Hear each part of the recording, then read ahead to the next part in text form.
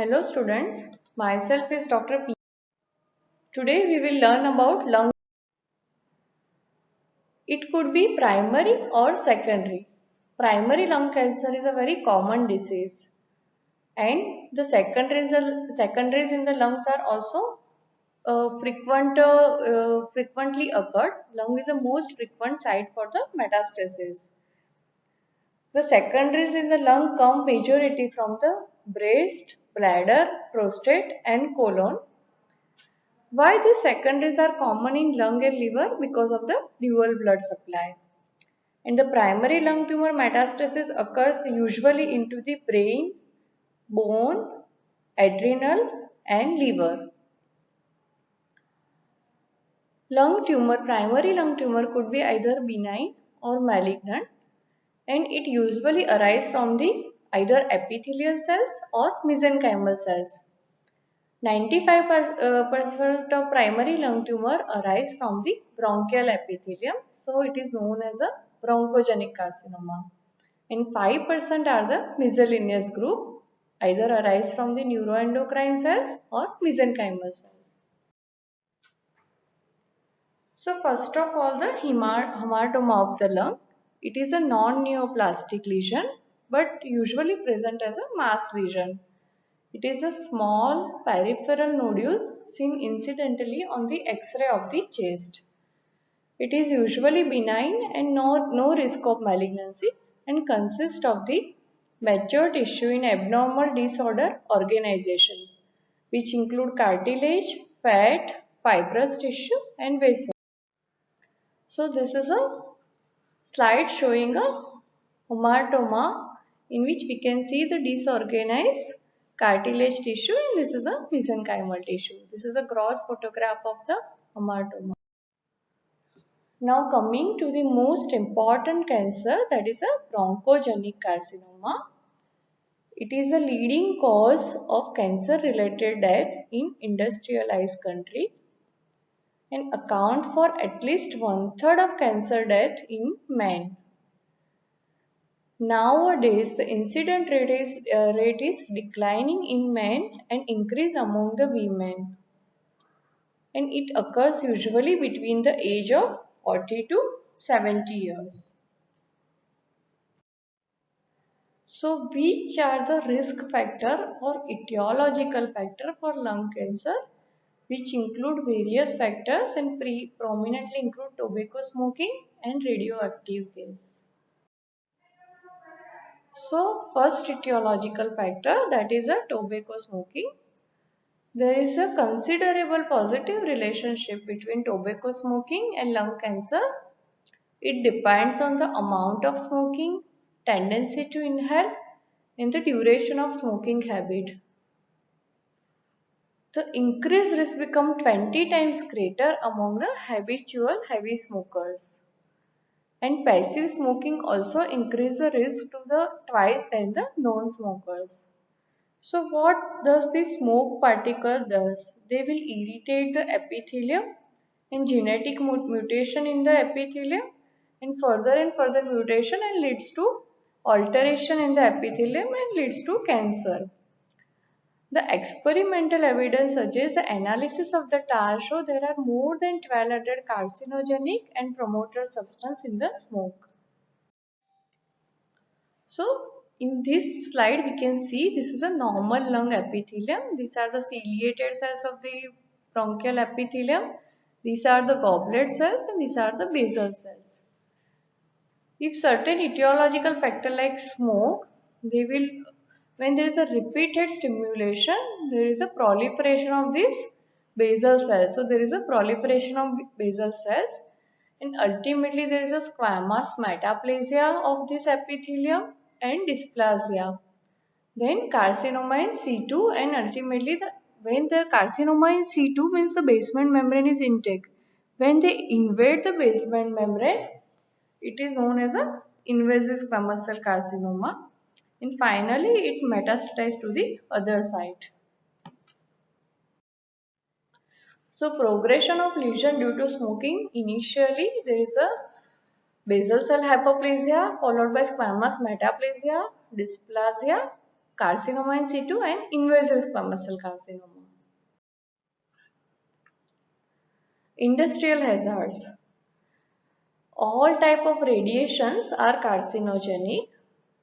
Uranium miners also have an increased risk of lung cancer. Asbestos workers, and when these uranium miners or asbestos worker combined with smoke, they are also smokers, then the risk will be much more high. The person who are working in the nickel, chromate, coal, mustard, arsenic, iron, and in newspaper workers, there are also chances of lung cancer. Air pollution.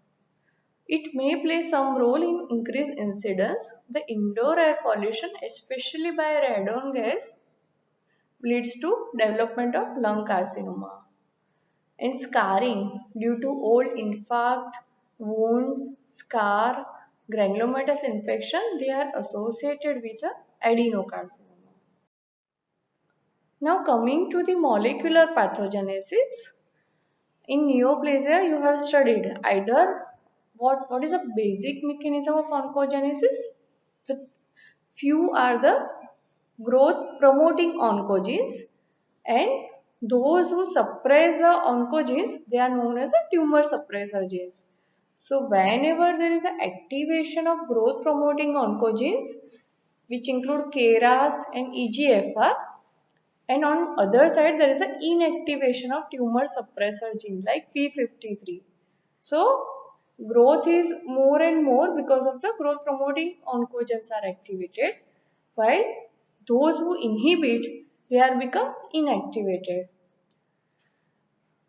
Lung cancers occurs in non-smokers, usually seen in women, and most are the adenocarcinoma with EGFR mutation.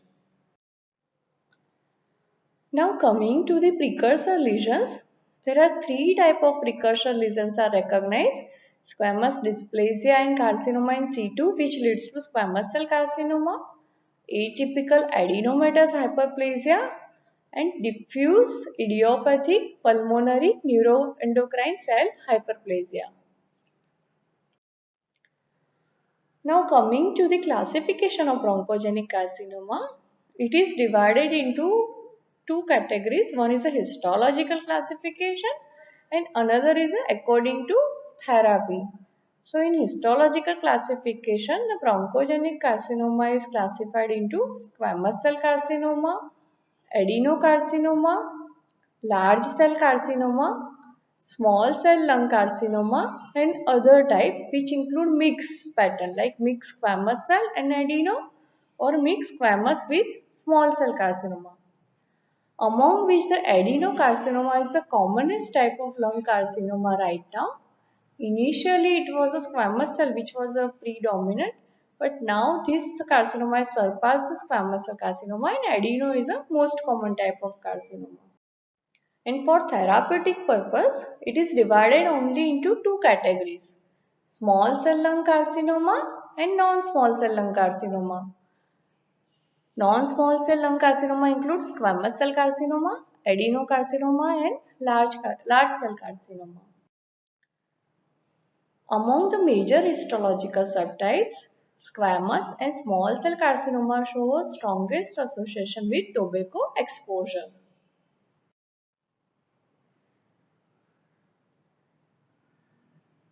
Now, morphology of bronchogenic carcinoma. They usually arise from the lining epithelium of major bronchi. All are aggressive. Small submucosal lesions form gravite, form intraluminal mass and invade into adjacent lung parenchyma. Necrosis, areas of hemorrhage, cavitation, they will also extend into the pleura and invade the pleural cavity. Invasion of submucosa and underlying lung tissue. Usually have a pushing or invasive border, and metastasis to the lymph node is common. The lung tumor metastasis into lobar, bronchial, hilar, mediastinal, cervical or supraclavicular node.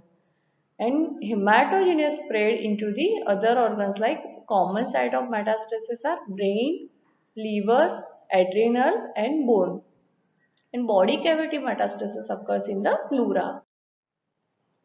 Spread of bronchogenic carcinoma, it is spread by a lymphatic spread which include the successive chain of nodes and involvement of the supraclavicular node, that is known as a Virchow's node, and extend into pericardial or pleural space, infiltrate the superior vena cava and may invade the bronchial and cervical sympathetic plexus. Distal metastasis to the liver like liver, adrenal, brain and bone. Now we will see in detail. First is a squamous cell carcinoma. It is commonly seen in men and closely related to smoking. Usually centrally located mass into the major bronchi. The malignant cells usually seen in sputum and bronchoalveolar lavage. The patient usually present as having a cough with chest pain and hilar or perihilar mass. Central necrosis with cavitation is also seen and calcification is rarely seen. Squamous cell carcinoma is graded according to its differentiation into well, moderate or poor differentiation. In paraneoplastic syndrome, which is due to ectopic hormone secretion, occurs in squamous cell carcinoma and it usually produces a parathyroid hormone secretion which deplete the calcium from the bone and leads to hypercalcemia. So these are the precursor lesion of a squamous cell carcinoma. First, this is a normal epithelium in which there is squamous metaplasia, then dysplasia, mild, moderate, then severe dysplasia, carcinoma in situ, and this is an invasive carcinoma.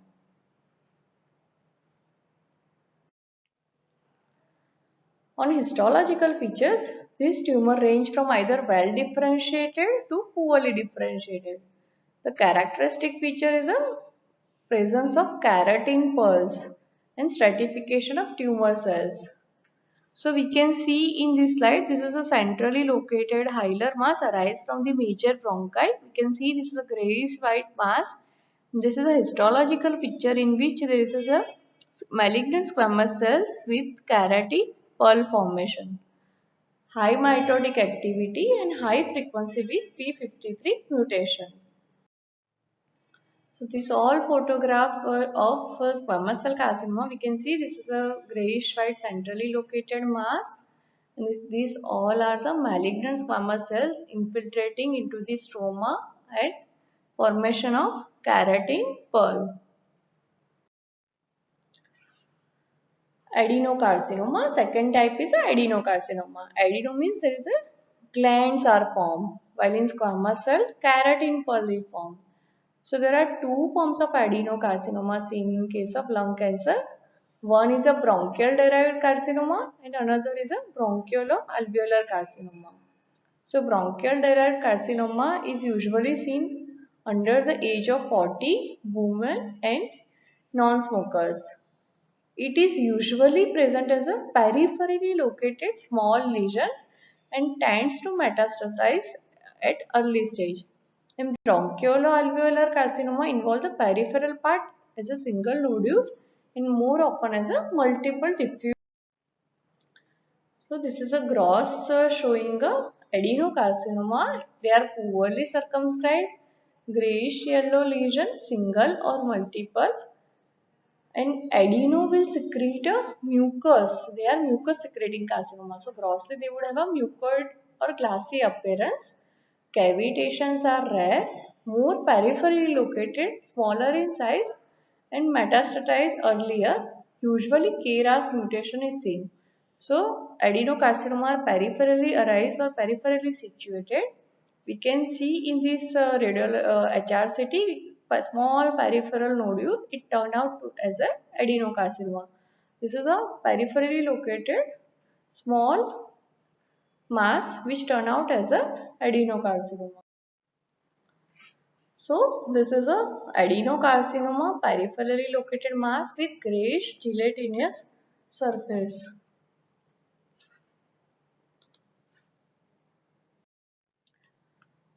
Adenocarcinoma shows a various growth patterns such as acina, papillary, bronchiolo-alveolar, solid with mucin formation, and it is graded into well differentiated, moderate or poorly differentiated. So in this we can see these are the malignant glands, glandular pattern with mucus secretion. This is a papillary pattern with mucus secretion. And in bronchiolo-alveolar carcinoma, malignant cells spread along the alveolar wall. We can see the spread along the alveolar wall.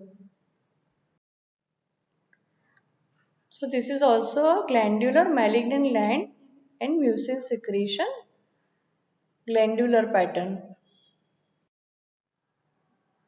Now coming to the small cell carcinoma, it is a highly malignant tumor and rarely resectable, usually seen in the man. They are strongly associated with cigarette smoking. They are pale grey and centrally located mass and extend into the lung parenchyma. And early involvement of hilar or mediastinal nodes. It responds very well to chemotherapy and radiation. It is also known as a oat cell carcinoma. So this is a slide showing a small cell carcinoma in which we can see this is a tan, soft, friable necrotic tumor centrally located. On histological examination, it is composed of small, dark, round to oval lymphocyte-like cells with a nuclear molding and fine chromatin, inconspicuous nucleoli, and high mitosis and necrosis. So these are the small round blue cells. They spread in sheets and having a very high mitosis. Necrosis is very common and extensive areas of necrosis. This tumor is derived from the neuroendocrine cells of the lung. So electron microscopy, they show a neurosecretory. The one peculiar features of small cell carcinoma is they secrete variety of hormones which produce a paraneoplastic syndrome. The most common syndrome produced is the Cushing syndrome because of secretion of ACTH. It also secretes the ADH-like substance which leads to hyponatremia, calcitonin and gastrin-releasing peptide and chromogranin. They also produce antibody against the calcium channels and leads to Lambert-Eaton syndrome. So the slide shows small cell carcinoma. We can see there is a proliferation of small round to oval cells having a round hyperchromatic nuclei with salt and pepper chromatin. So on high power examination we can appreciate these all are the mitosis, and this is a salt and pepper chromatin. Large cell carcinoma. It is an poorly or undifferentiated malignant tumor. It is an anaplastic carcinoma with large cells, probably represent squamous cell or adenocarcinoma and have a poor prognosis. So this is a large cell carcinoma. Cells have a large nuclei, prominent nucleoli and moderate cytoplasm. Large nuclei with prominent nucleoli. In pattern are nesting, trabecular and organoid pattern. The secondary pathologies occurs because of this malignancy are either obstruction leads to emphysematous change, total obstruction lead to atelectasis and chronic bronchitis, pulmonary abscess and pleuritis. Special presentation of lung cancer. Usually patient might present as having a virtue node enlargement, means supraclavicular node enlargement due to metastasis. Superior vena cava syndrome, obstruction of superior vena cava by cancer cells. Patient might present as have a Horner syndrome like ipsilateral endophthalmostosis, meiosis and anhidrosis, which is caused by the involvement of tumor into the sympathetic nerve, mainly branchial and cervical sympathetic plexus. This is a picture showing a Horner syndrome. When the lung cancer involves the apical portion of lung, it is known as a Pancoast tumor. It is accompanied by destruction of first and second rib and sometimes thoracic vertebra.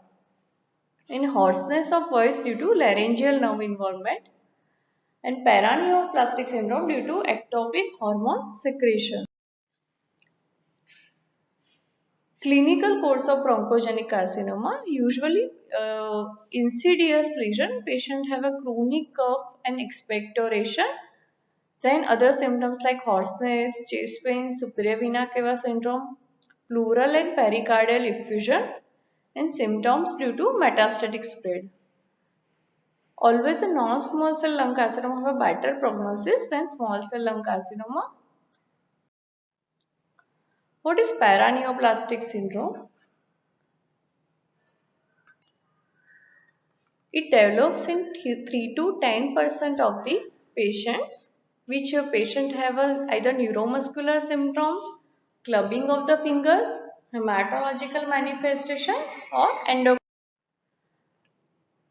As I have already explained, the paraneoplastic syndrome because of the antidiuretic hormone secretion, which leads to hyponatremia, adrenocorticotropic hormone secretion, which produces a Cushing syndrome, parathyroid hormone related peptide release, which leads to hypercalcemia, calcitonin, which cause hypocalcemia, gonadotropins, which cause gynecomastia, and serotonin and bradykinin, they are associated with carcinoid syndrome. Among these, the hypercalcemia is most often encountered in squamous cell neoplasm that I have already explained, and hematological symptoms with the adenocarcinoma. And remaining all these seen with a small cell lung carcinoma. And serotonin and bradykinin are associated with carcinoid tumor. So, which are the neuroendocrine tumors occurs in lung? They are mainly the carcinoid tumor. They are the tumors with the neuroendocrine differentiation arising from the Kolchitsky cells from the bronchial mucosa. They appear at early age with equal sex incidence, 1 to 5% of all pulmonary neoplasm. They are very resectable and curable, and they have no relation with smoke or environmental factors.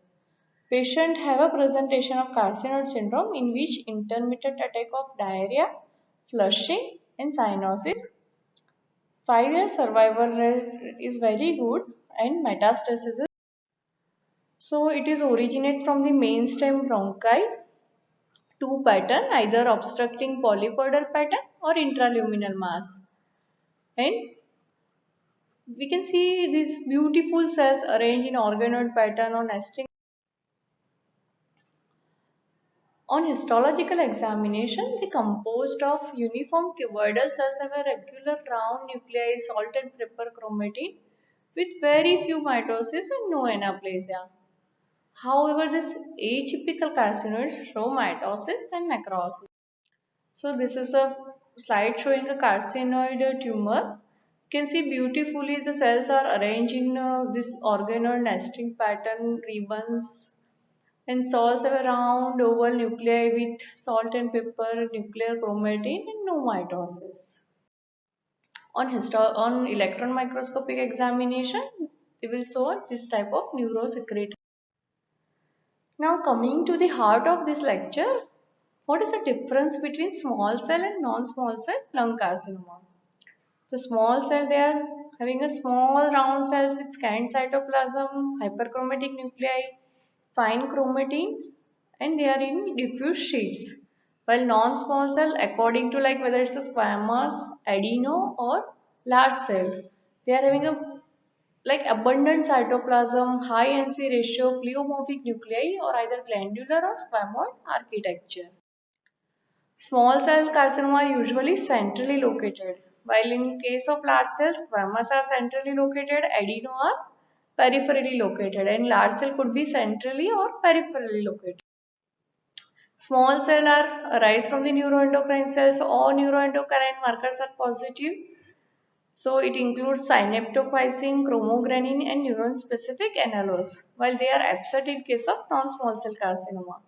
But these non-small cells show presence of epithelial markers like cytokeratin, NEMA. These are absent in small cell. Mucin is present in non-small cell, particularly. Small cell carcinoma, they have a peculiar characteristic. They will secrete a various ectopic hormone which include ADH, ACTH and gastrin releasing peptide, while non-small cell, the only squamous cell which secrete a parathyroid hormone related peptides and produce a hyper. Genetic difference in small cell carcinoma, there is a high frequency of P53 and RB gene mutation and deletion of short arm of chromosome 3, while in case of non-small cell, P16 is inactivated and KRAS mutation seen in adenocarcinoma. The MYC family overexpression occur in. This is a further genetic difference. KRAS and EGF are more commonly seen in case of adenocarcinoma, while RB gene mutation and 3P deletion is seen in small cell carcinoma. Why we divide small cell, non-small cell? Because small cells are very well respond to chemotherapy, while non-small cell, they are usually required a surgical resection. So small cells are very well respond to chemotherapy and radiotherapy, while non-small cell usually cured by surgical excision or a combined therapy, surgery with chemo. The small cell usually present as an advanced disease, while non-small cell present as a localized disease. The small cell are highly aggressive and non-small cell have a variable behavior. Small cell is always associated with smoking, while in case of non-small cell, squamous cell carcinoma is associated with smoking, adeno is less associated. In small cell, treatment is chemotherapy and radiation, while in case of non-small cell, surgical. Now coming to the metastatic tumors, lung is the most common site for metastatic tumor and particularly origin from bladder, breast, prostate and colon. Both carcinoma and sarcoma arise from anywhere in body spread to the lungs via the blood, lymphatic or direct continuity. It is the first choice for metastatic sarcoma for purely anatomical reason. The growth of contagious tumor into the lungs occur often with the esophageal carcinoma and mediastinal lymphoma. Most of the time metastases are multiple, bilateral, having sharp outline and rapidly growing. Multiple discrete nodules range from miliary to cannonball lesions are common in lower lobe.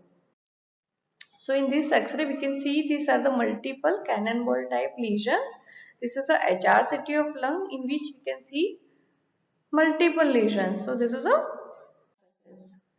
so gross showing metastasis. We can see there are multiple nodules in the lung. This is a metastasis. The slide shows a metastatic renal cell carcinoma in which we can see these are the renal cells clear appearance metastatized to the. This is a slide showing a metastatic colonic carcinoma glandular proliferation into the lung tissue. Now coming to cancer staging. There are two types of staging. One is a clinical staging and another is a pathological staging. Clinical staging is done by a clinician, while pathological staging based on the examination of samples of tumor, its node and metastasis. So most common staging used for the cancer is a TNM staging, in which include tumor, node and metastasis. So tumor, which include tumor size and its invasion, nodal involvement size and type and metastasis. So this is a TNM staging of the lung. Prognosis depends upon the type of cancer cells, grading of cancer, size and location of tumor, stage of cancer, age, gender and other blood test or specific response to the treatment and overall health and physical. Diagnosis of lung cancer is usually done by chest x-ray, CT scan examination. This is a chest x-ray which will show us a mass lesion. This is a CT scan, MRI, then main cytology examination which includes sputum cytology, fiber optic bronchoscopy, transthoracic fine needle aspiratory. Laboratory tests include the blood test which include normal blood count, blood biochemistry test which assess the liver and kidney status. The main gold standard is a biopsy to determine the tumor is malignant or not, to determine which type of cancer and grading whether it's a mild, moderate or severe. Now coming, the mesothelioma is a tumor which arises from the parietal or visceral pleura, and mostly it is related to the asbestos having either fibrosis, plaque or localized mass encasing the lung. This mesothelioma have a very bad prognosis. So this is a gross photo in which we can see the mass arising from the pleura. This is a photograph of mesothelioma. This is a histological picture of mesothelioma in which we can see the proliferation of malignant mesothelial cells. Immunohistochemistry shows a positivity for calretinine and WT1, and on electron microscopy they will show a long slender microvilli.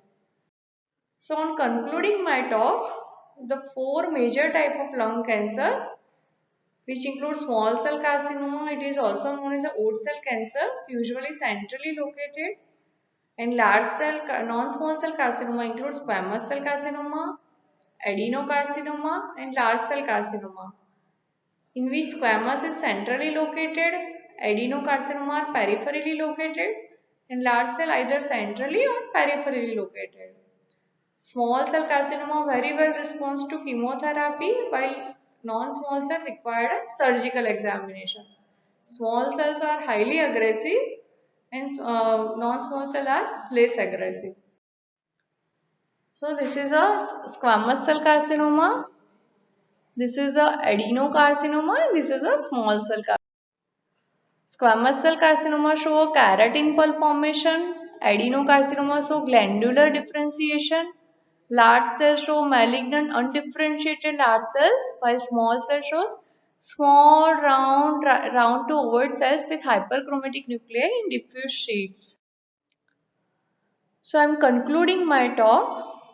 Thank you, and this PPT is only for educational purpose, and I have taken various pictures from the Robbins, Hirschmohn, and from various resources from the internet. Thank you so much. Have a nice day.